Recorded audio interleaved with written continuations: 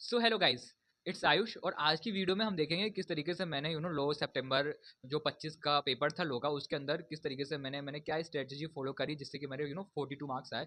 मुझे पता है कि यार 42 मार्क्स इज नॉट अच्छे मार्क्स, ठीक है, बिल्कुल पासिंग मार्क्स है, बट बिलीव मी अगर ऐसे बहुत सारे लोग हैं जिन जो लो में भी पास जस्ट हो जाते ना, तो वो पास हो जाते हैं, ठीक है, सीए फाउंडेशन में अगर 42 भी आ जाते उनके, तो उनका एग्रीगेट बन जाता, किसी का 2 नंबर से रह गया, किसी का 3 नंबर से रह गया, किसी के लो में 38 मार्क्स आए, किसी के 39 आए। मतलब बहुत सारे एग्जांपल्स है, ठीक है। आप अपने स्टोरीज को कमेंट में राइट डाउन कर सकते हो। देखो मेरा इस वीडियो को बनाने का मकसद बस यही है कि आपको गाइड करना जनवरी के लिए कि किस तरीके से मैंने प्रिपेयर किया था, ठीक है। और ये भी है कि ये वीडियो मैं जल्दी निकाल रहा हूँ, मतलब जल्दी बना रहा हूँ, मिड में नहीं बना रहा, ताकि क्योंकि यार सब स्टार्ट कर रहे हैं, ठीक है, पढ़ाई करना। अगर उनको स्टार्टिंग में गाइडेंस मिल जाएगी तो ज़्यादा अच्छा होगा, ठीक है। वेदर इट इज़ मैं नवंबर के बीच में बनाऊँ या नवंबर के लास्ट में बनाऊँ, तो एक महीने में कोई भी कुछ कर नहीं सकता, ठीक है, सॉरी, कर नहीं सकता, है ना। तो इसलिए मेरा मकसद यही था कि यार मैं अभी आपको गाइड कर दूँ किस तरीके से आपको पढ़ना है, क्या क्या चीज़ें फॉलो करनी है, कौन सा यूट्यूब चैनल देखना है, कहाँ से मैंने प्रिपरेशन करी थी, एग्जैक्ट बताऊंगा, ऐसा नहीं है कि मैं घुमा फिरा के बताऊंगा। और जो सबसे पहली बात मैं जो आपसे करने वाला हूँ ना, मैं वही करना चाहता हूँ कि यार देखो, लो का पेपर सब्जेक्टिव होता है, ठीक है। पेपर तो बहुत ईजी था, और मतलब सबका पेपर बहुत अच्छा गया था, मतलब सब बच्चे बोल रहे थे कि 90% बच्चे, मैंने एक पोल देखा था कि सबका पेपर अच्छा गया था, और पेपर था भी बहुत अच्छा, ठीक है, अकाउंट से तो बहुत ज्यादा अच्छा था, ठीक है। बट फिर भी लोगों के नंबर सबसे ज्यादा लॉ में कम आया है, जैसे कि ट्रेंड चलता है कि लॉ में कम नंबर आते हैं, ठीक है। तो वही आया है, ठीक है। जैसे कि इंटर में टैक्स के साथ हुआ है, लोगों को लगा था कि लॉ में नंबर कटेंगे और टैक्स में नंबर कट गए। तो मैं बस अपनी स्ट्रेटजी बताने वाला किस तरीके से मैंने पूरा प्रिपेयर किया। और ये वीडियो थोड़ी सी लंबी हो सकती है, तो आप स्किप करके भी देख सकते हो, और जैसे देखना है जैसे देख सकते हो, ठीक है। तो मैं अभी क्या कैमरे को अपने जो है बेंच की तरफ करूंगा, जिससे कि मैं अपना सारे रिसोर्स आपको दिखा सकता हूँ, ठीक है, दिखाऊंगा मैं अभी, ठीक है। तो मैं अभी वीडियो को एंगल चेंज करता हूँ वीडियो का, ठीक।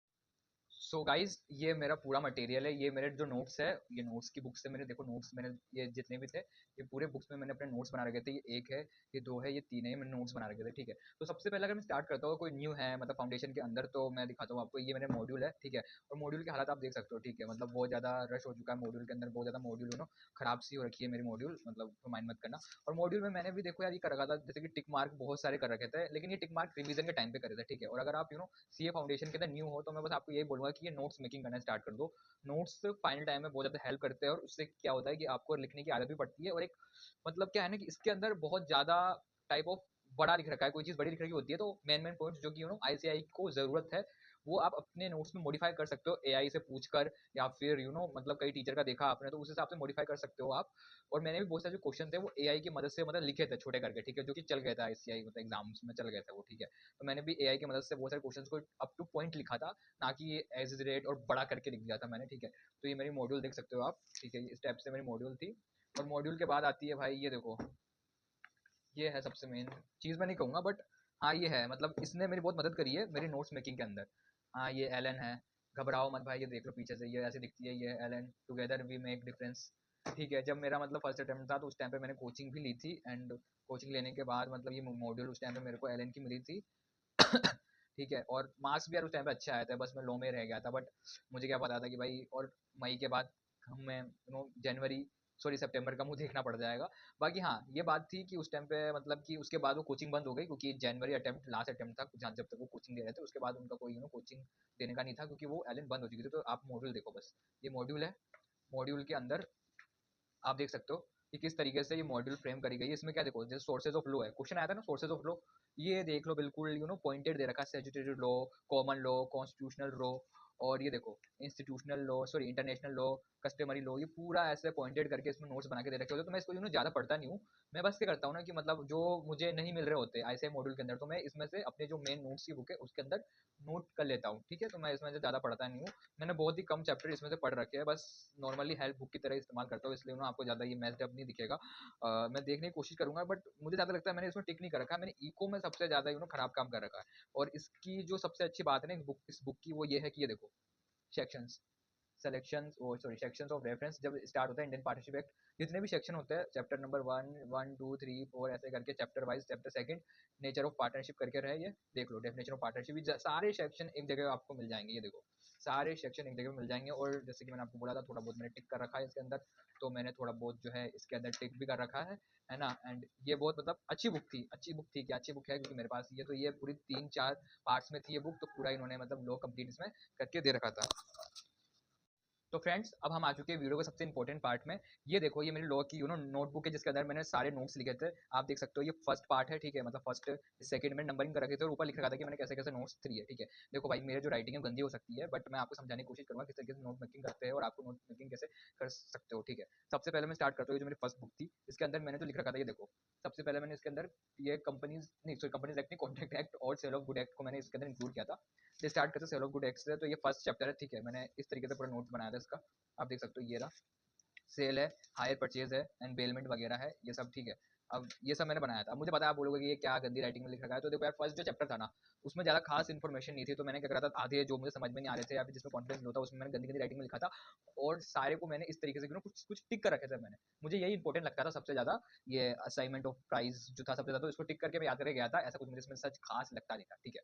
तो ये तो देखो फर्स्ट चैप्टर की बात हुई मेरे सेल ऑफ गुड एक्ट की। जब मैं सेकंड चैप्टर पे आता हूँ, तो देखो सेकंड चैप्टर पे मैं आ जाता हूँ। यहाँ से सेकंड चैप्टर स्टार्ट होता है, सॉरी, यहाँ से स्टार्ट होता है second chapter, condition and warranties. और मैंने कंडीशन वारंटीज को पूरा लिखा है किस तरीके से चलता है, ठीक है। उसके बाद लिखा है condition when it is lead to be breach of warranties. फिर मैंने ये सारी चीजें नोट डाउन कर रखी है, पूरा एक एक चीज में नोट डाउन कर रखी है। देन इसके बाद आता है, और जो चीज नोट डाउन नहीं कर रखी है वो फिर मैं बुक में से पढ़ता था। ये कंडीशन है, एक्सप्रेस, इम्प्लाइड। अब ये देखो भाई, condition as to title goods, condition as to description, मैंने पूरा टोटल इसमें लिख रखा है। एंड अब यहाँ से स्टार्ट होता है condition as to title goods, condition as to description, पूरा मैंने ए टू जेड लिख रखा है। और मैं आपको बता दूं, ये मेरे एक टीचर थे, उनके रेफरेंस नोट से मैंने ये पूरा बनाया था। और उनका नाम मैं बता देता हूँ आपको, अर्जुन छावड़ा, ठीक है, अर्जुन छावड़ा लो। उनकी ही मैंने बुक से, मेरे एक फ्रेंड ने मुझे उनकी पीडीएफ दी थी बुक की, जिसका नाम बुल्सआई है। उससे मैंने पूरे नोट्स को कन्वर्ट किया था, मतलब अपने लैंग्वेज में मतलब लिखा था, ताकि मेरी राइटिंग भी मुझे राइटिंग करना भी आ जाए और कैसे लिखते हैं वो भी आ जाए। देखो, केबे टेम्परेचर और condition as to quality fitness, ठीक है। अब यहाँ पे सारी कंडीशंस खत्म हो जाती है और एक जो कंडीशंस रह गई शायद होलसमनेस, देखो मैंने लिख रखा है। अभी केबे टेम्परेचर का लिख दिया था क्योंकि एक्सेप्शन मैंने बुक से पढ़ लिया था, ठीक है। तो ये पूरी नोट्स मेकिंग कुछ इस तरीके से करी थी। और इम्प्लाइड वारंटीज जो थी, ये अभी इसमें नहीं दिखेगी, मैंने नेक्स्ट दूसरी बुक में लिख रखे थे मैंने, लेकिन हर जगह मैंने अपने हिसाब से करा है, ठीक है। ये मेरे तरीका था, ऐसा नहीं है कि मतलब मैंने पूरा अच्छे से लिखा है।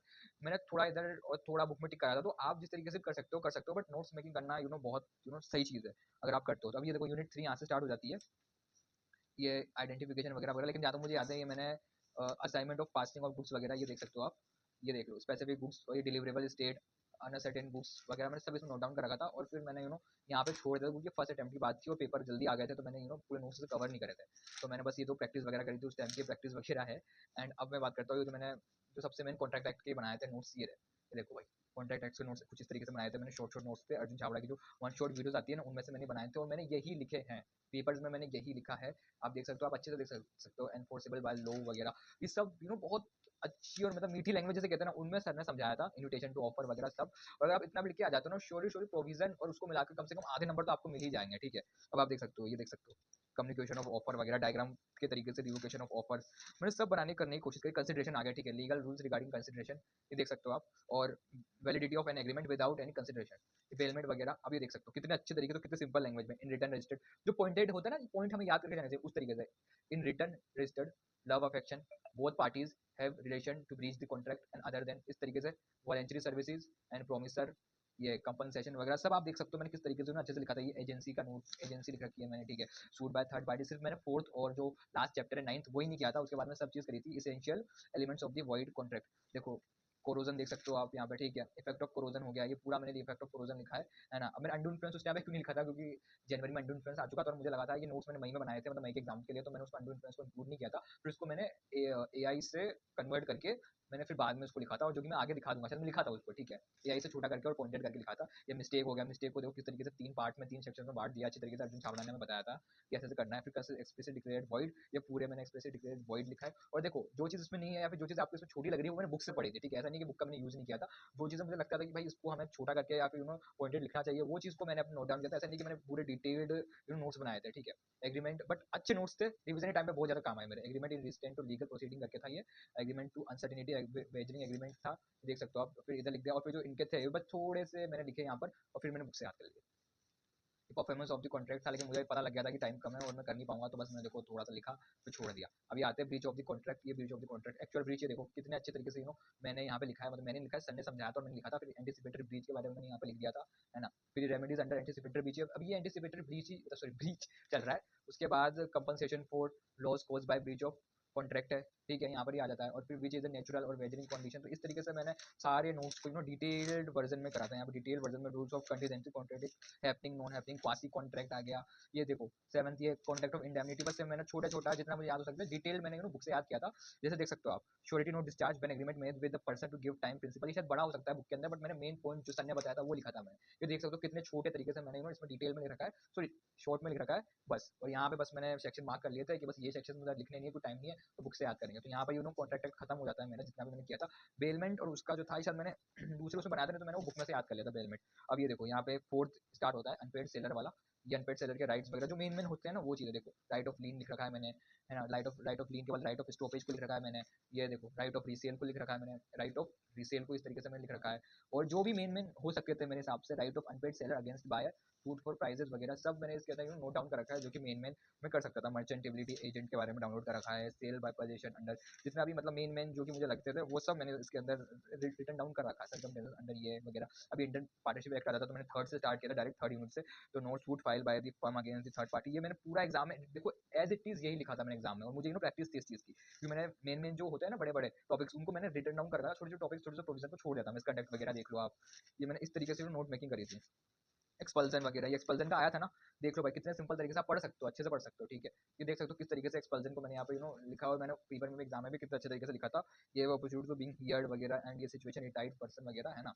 आप देख सकते हो अच्छी तरीके से मैंने लिखा था। Introduction of partnership, insolvency, partner authority in emergency, liability of a firm for misconception, definition वगैरह है। ये सारी इंपॉर्टेंट जो डेफिनेशंस और होती है। और ये एलएलपी स्टार्ट हो चुकी है, तो एलएलपी तो देखो छोटी मोटी थी, तो मैंने ज़्यादा इनमें कुछ लिखा नहीं है, बस थोड़ा बहुत नोट्स वगैरह लिखा है। और जो इंपॉर्टेंट पॉइंट्स होते थे वो लिखे थे। और इसके बाद ये लिखने के बाद ये negotiable instrument act, importance of delivery, जो इंपॉर्टेंट हो सकता था जो उसमें पढ़ना था, चेक वगैरह मैंने उसमें पढ़ लिया था। ये पूरा मैंने ये लिखा था, डिलीवरी की इंपॉर्टेंस क्या होती है, डिसऑनर इन इनसफिशिएंसी के बारे में मैंने लिखा था यहाँ पर। और चेक प्रेजेंटेड वैलिडिटी वगैरह के बारे में लिखा था। That's all. उसके बाद ये देख सकते हो कंसिडरेशन में कुछ जो कि मैंने लिख नहीं पाया था मैं, मतलब वो मैंने लिखे थे इसके अंदर, practice as a practice form. और ये सिर्फ ये आगे आपको जो दिखेगा ना, ये पूरा मतलब कचरा वगैरह प्रैक्टिस कर रखी है मैंने। अब यहाँ पे देख सकते हो बेलर के बारे में भी मतलब ज़्यादा नहीं लिखा था मैंने, ठीक है। ये agreement party risk of prima facie, ये सब मैंने प्रैक्टिस करी थी अच्छे तरीके से, डॉक्ट्रिन ऑफ अल्ट्रा वायरस वगैरह का। तो आप देख सकते हो। और जो लास्ट टाइम पे मैंने लिखा था पार्टनरशिप का, ये थोड़ा डर था मेरे को, तो बस ये नोट्स बना रखे थे पार्टनरशिप के, मैंने इस तरीके से मतलब लिखा था, ठीक है। और ट्रू टेस्ट ऑफ पार्टनरशिप वगैरह, partnership at will, right of partnership, ये फर्स्ट चैप्टर के नोट्स से जो कि मैंने मतलब पहले बनाए नहीं थे, तो मैंने सितंबर के लिए बनाए थे। राइट्स ऑफ माइनर पार्टनर्स वगैरह अभी बाद में नोट्स करे थे मैंने आफ्टर मेजोरिटी, क्योंकि मुझे नोट्स बनाए बिना संतुष्टि नहीं मिलती थी, ठीक है। और ऐसे देखो अल्ट्रा वायरस में नोट नहीं बनाए थे, तो मैंने अल्ट्रा वायरस में नोट्स यहाँ पे लिख रखे थे, कॉन्सिक्वेंसेस ऑफ अल्ट्रा वायरस। और ये मॉडल ऑफ आर्टिकल के बारे में मैंने लिखा नहीं था मैंने अभी तक, तो मैंने भाई सितंबर के लिए मॉडल ऑफ आर्टिकल्स को बिल्कुल छोटे करके मैंने छोटे वर्जन में अच्छे तरीके से लिखा था। और ऐसे ही मतलब मेरी जो लास्ट और फाइनल बुक है इसके अंदर भी मैंने इसी तरीके से कुछ लास्ट में मतलब आगे तो मैंने कचरा कर रखा है। और ये कुछ आरबीआई रिजर्व बैंक के बारे में अच्छे से लिखा था फर्स्ट चैप्टर का। एंड उसके बाद मैंने ये देख सकते हो लास्ट में डिफरेंस बिटवीन एओए और एमओए, और ये सब रजिस्ट्रेशन वगैरह, कॉर्पोरेट बिल के बारे में लिखा था। व्हेन प्रेजेंटेड इज अननेसेसरी, तो वो आ गया। दूसरा ये देख सकते हो सेलमन वर्सेस सेलमन हो गया, incorporation of company, effect of registration वगैरह, ये सब देख सकते हो आप, ठीक है। आपको इसी तरीके से नोट करना है। और ये देखो सबसे बढ़िया चीज़, रिवीजन के टाइम पर मैंने सारी कंपनीज का यहाँ पे लिखा था, ठीक है। उसके बाद ये देखो 1% कंपनी, फिर मैंने इतना बड़ा लिख दिया 1%, अब कोई नंबर काट ही नहीं सकता मेरे। फिर प्राइवेट कंपनी के बारे में मैंने इतना कुछ लिखा था। और फिर joint venture, government company, dormant company, सब गवर्नमेंट कंपनी सबके बारे में मैंने अच्छे तरीके से इसके अंदर रिटर्न डाउन कर रखा था, ये देखो। आप देख सकते हो। तो कुछ इस तरीके से नोट्स करे थे, जो चीज़ें मुझे समझ में आई वो मैंने इसके अंदर नोट डाउन करे, जो चीज़ें मुझे समझ में नहीं आई वो मैंने नोट डाउन नहीं किया। और जो मैंने एग्जाम में जैसे लिखा था मैं आपको बता देता हूँ कि देखो एग्जाम में जो जेनरिक पे होता है लिखने का, वो तो यही होता है, ठीक है। सबसे पहले आपको लिखना होता है प्रोविजन, ठीक है। फिर फैक्ट ऑफ द केस लिखना पड़ता है, फिर कंक्लूजन लिखना पड़ता है। और क्योंकि देखो इस पेपर में मेरे पास टाइम नहीं था, तो मैंने क्या किया था, जैसे कि मैं आपको बता देता हूँ कि मैंने अटेम्प्ट कैसे किया था, ठीक है। ये पेपर है, सॉरी ये तो उसका पेपर आ गया अकाउंट्स का, जो मेरे लिए तो सपना खराब पेपर भाई। ये देखो लॉ का पेपर है, ठीक है। इस बार के लॉ का पेपर है। और लॉ के पेपर में मैं आपको बता देता हूँ कि लॉ के पेपर में देखो जैसे कि ये वाला क्वेश्चन आया था, ठीक है। ये एसोसिएट वाला क्वेश्चन आया था, है ना, ये इतना बड़ा क्वेश्चन आया था। और जिसके अंदर ये 3 आपको पूछे गए थे कि ये ऐसे ऐसे देख देना है, ठीक है। तो इसमें मैंने क्या करा था, सबसे पहले तो मैंने प्रोविजन लिखा था, जिसके अंदर मैंने ओपीसी के बारे में पूरा एक्सप्लेन कर दिया था, जितना मेरे को अच्छी तरीके से आता था मैंने पूरा ओपीसी के बारे में एक्सप्लेन कर दिया था। ओपीसी के बारे में एक्सप्लेन करने के बाद मैंने फैक्ट ऑफ द केस को नहीं लिखा था। और ये आप पे डिपेंड करता है, ठीक है। बहुत सारे केसेस में फैक्ट ऑफ द केस की वजह से मार्क्स मिल जाते हैं, वैसे तो ये चेक नहीं करता, मैंने बहुत सारी कॉपीज देखी है, ये fact of the case ICI check नहीं करता है। बट क्या होता है ना कि इसकी वजह से अगर आपका आंसर थोड़ा बड़ा दिख रहा है, बड़ा दिखना बहुत इंपॉर्टेंट होता है। अगर ज्यादा लंबा आंसर है तो बड़े क्वेश्चन के लिए दे रखा है 7 मार्क्स का आंसर है, तो लंबा दिखना बहुत ज्यादा इंपॉर्टेंट होता है। तो फैक्ट ऑफ द केस वैसे तो चेक नहीं करता, बट हाँ लंबा दिखाने के लिए सही है। और मैंने नहीं लिखा था, ठीक है। मैं डायरेक्ट कंक्लूजन लिखा, और कंक्लूजन के अंदर मैंने क्या लिखता हूँ मैं, ये देख सकते हो। मैंने कंक्लूजन के अंदर सबसे पहला पार्ट ही लिखा कि इसको पहले तो मैंने अनजस्टिफाई किया कि नो करके, या फिर क्या can retire and introduce as a minor, no, या फिर जो भी यस था इसका यस लिखा। यस लिखने के बाद मैंने लिखा कि नहीं कर सकता, लिखने के बाद फिर जो प्रोविजन होते हैं ओपीसी के वो इसके अंदर लिखा था। फिर मतलब प्रोविजन पहले मैंने मेन प्रोविजन यहाँ पे लिखा, फिर उसके बाद इसके अंदर भी मैंने प्रोविजन डाला और प्रोविजन डाल के वापस समझाने की कोशिश करी इस क्वेश्चन को कि किस तरीके से ये क्वेश्चन सही है या फिर गलत है। फिर whether it is S has right to inspect book of accounts, और ये वेदर ये सब मैंने तो कम से कम ये मेरा सबसे बड़ा आंसर था और ये कम से कम 2 पेजों में कंप्लीट हुआ था मैं, ठीक है। तो इसी तरीके से मैंने किया था। और ऑप्शनल है यार, मतलब बहुत सारे लोग कहते हैं कि कंक्लूजन लिखाओ या फिर फैक्ट ऑफ द केस, अगर देखो टाइम नहीं है तो दोनों साथ में लिख सकते हो आप, और अगर टाइम है तो फैक्ट ऑफ द केस लिख सकते हो, कंक्लूजन लिख सकते हो। देखो मैंने तो ज़्यादा ना तो फैक्ट ऑफ द केस लिखा था ना तो सेक्शंस लिखे थे, सेक्शंस मैंने सिर्फ एक ही लिखा था, 33 एक्सपल्जन ऑफ पार्टनर, बस यही लिखा था मैंने, ठीक है। और कुछ तो देखो ज़्यादा मैंने लिखा नहीं था, और यही था भाई लॉ का। और लॉ के अंदर देखो मैंने पूरा ये पेपर अटेम्प्ट किया था, जो अटेम्प्ट नहीं किया था वो मुझे देखो ये नहीं आ पाया था, बता देता हूँ। ये देखो ये वाला कौन, ये जो था ना ये कंसेंट वाला, consent free live and cause by fraud वगैरह वाला, मुझे पता है कि वो सिंपल था, बट क्या था यार वो अकाउंट से थोड़ा हार्ड गया था, उसके बाद मैं मंडल की पढ़ने का नहीं कर रखा था। और ये भी थोड़ा सा मेरा गंदा गया था, बाकी तो मैंने सब कर लिया था मतलब अटेम्प्ट, ठीक है।